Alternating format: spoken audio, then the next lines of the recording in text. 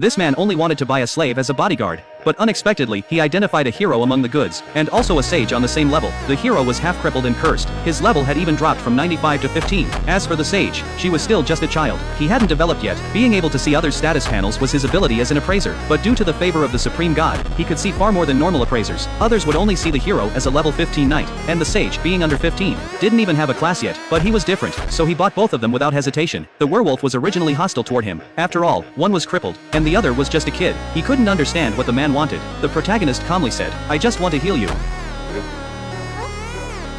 It turned out he had perfect healing magic. He could restore the werewolf's body, but his mana wasn't enough, so he needed to borrow the girl's power. As a future sage, her mana was ridiculously high. That was another reason he bought her. Because of the contract skill, he could share mana with others, and the girl was basically a walking mana battery. Since she and the werewolf had always relied on each other, the moment she heard there was a way to heal him, she agreed without hesitation. After drawing her mana, the protagonist finally had enough power to restore the werewolf's body. It didn't take long, and the werewolf, who had been hostile, now felt nothing but gratitude. Although the curse was still there, at least his body was whole again. But what he didn't know was that the protagonist not only knew about the curse, he could also remove it. Unfortunately, his level was too low. Otherwise, he could have restored the werewolf to his peak instantly. With his current strength, he could only barely break one layer of the seal. There were 8 layers in total. Who knew how long it would take to remove them all? Even so, to the werewolf, it felt like being reborn. He willingly performed a loyalty ritual, swearing to follow the protagonist to the death. Because of the contract skill, breaking the promise meant death. Even knowing that, the werewolf still agreed. After the contract was completed, the werewolf became one of them. So the protagonist told him about his special appraisal ability. He also mentioned the hidden danger in the girl. It turned out she had a skill called Divine Domain Surge. It was extremely powerful, but a human body couldn't handle it.